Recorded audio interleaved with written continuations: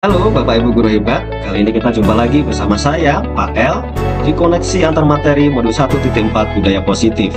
Perkenalkan, nama saya Sudiarto Elai Nugroho, biasa dipanggil Pak L, dan saya merupakan CGP Rekognisi Angkatan 10. Kita kenalkan juga fasilitator pemandu saya, Dr. Anda, Diah Sulistiawati MPD. Di video ini, kita akan membahas keterkaitan atau koneksi materi di modul 1.1 tentang filosofis pemikiran KHD, modul 1.2 nilai dan peran guru penggerak, modul 1.3 visi guru penggerak, dan modul 1.4 budaya positif. Adapun tujuan akhirnya adalah kita dapat mewujudkan murid-murid yang memiliki nilai-nilai profil pelajar Pancasila. Kesimpulan mengenai peran saya dalam menciptakan budaya positif di sekolah. Seperti seorang petani memastikan tanamannya subur, guru juga harus mengusahakan sekolah menjadi lingkungan yang menyenangkan, menjaga dan melindungi murid dari hal-hal yang tidak baik dengan cara mewujudkan budaya positif di sekolah.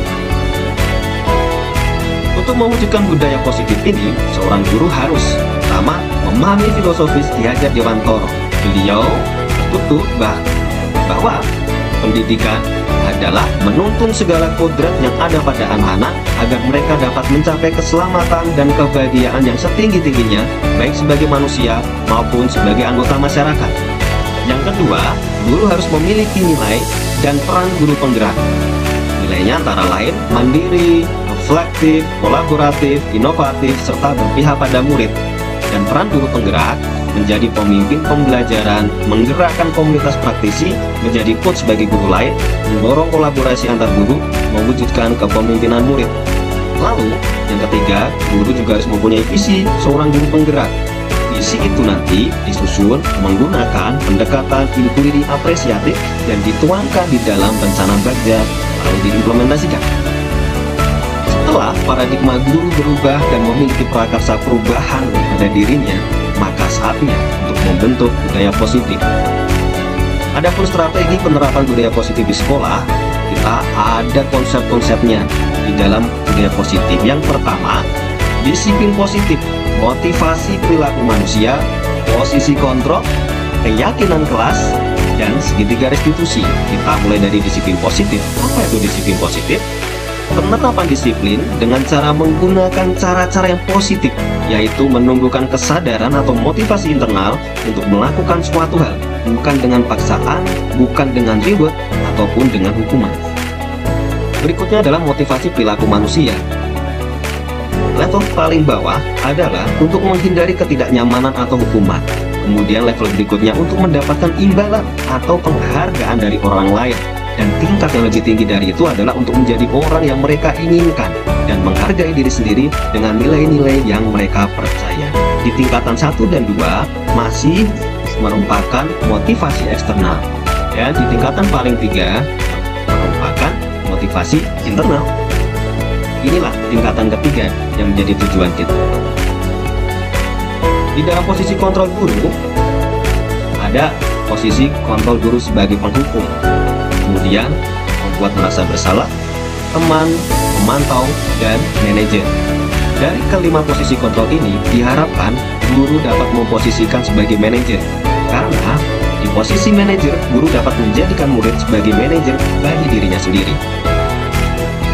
Lalu keyakinan kelas. Bentuk keyakinan kelas berupa pernyataan nilai-nilai kebajikan universal yang mudah dipahami, diingat, dan dilaksanakan murid. Peran guru adalah memfasilitasi pembentukan keyakinan kelas dengan membangun kesepakatan antara guru dengan murid. Kemudian ada segitiga restitusi. Peran guru di sini sebagai manajer, menggunakan segitiga restitusi untuk menyelesaikan masalah disiplin murid. Di dalam implementasinya, guru harus melakukan 3 tahap. Yang pertama adalah menstabilkan identitas, kemudian memvalidasi tindakan yang salah, dan yang terakhir menanyakan keyakinan atau mengembalikan ke keyakinan kelas.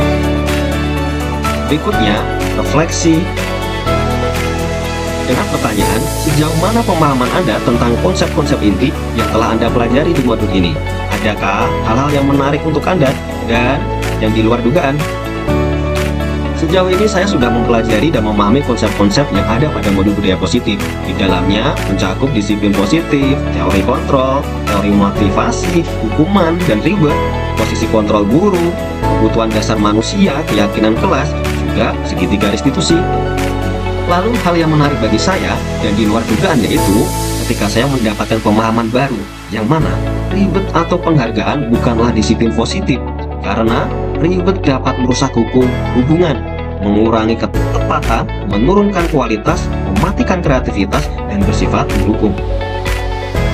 Pertanyaan berikutnya, perubahan apa yang terjadi pada cara berpikir Anda dalam menciptakan budaya positif di kelas maupun sekolah Anda setelah mempelajari modul ini?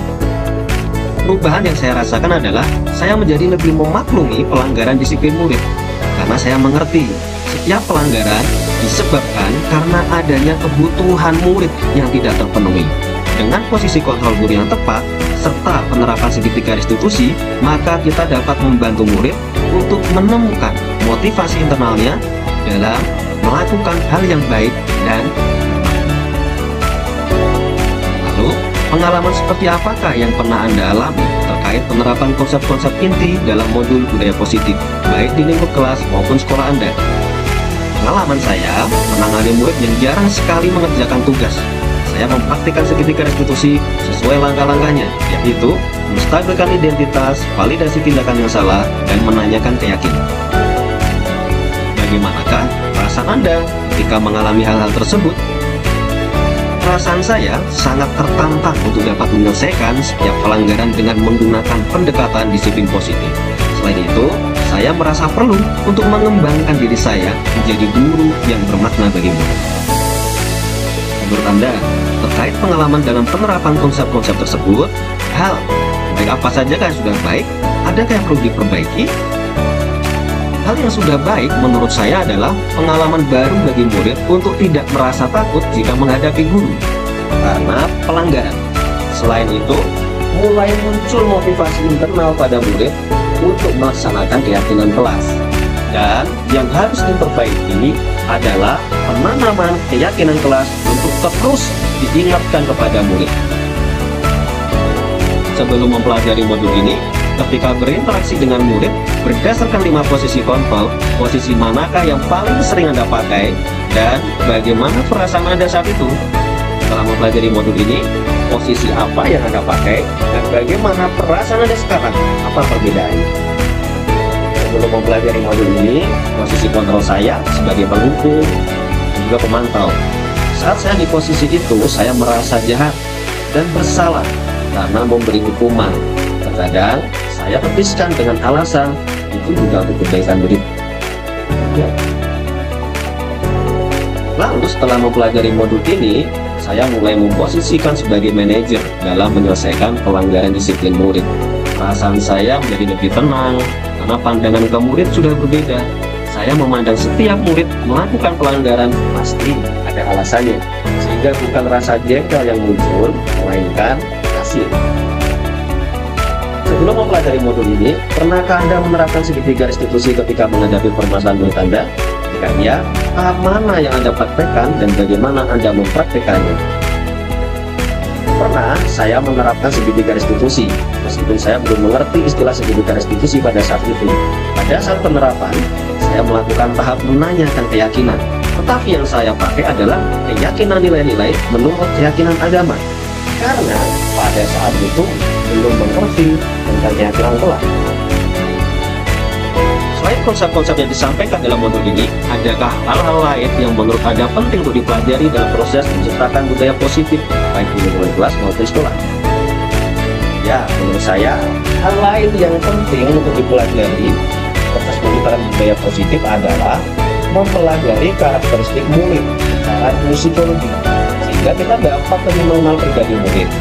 Selain itu, perlu juga sosialisasi kepada warga sekolah, sehingga budaya ini bukan hanya di sekolah saja, melainkan bisa sampai ke individu.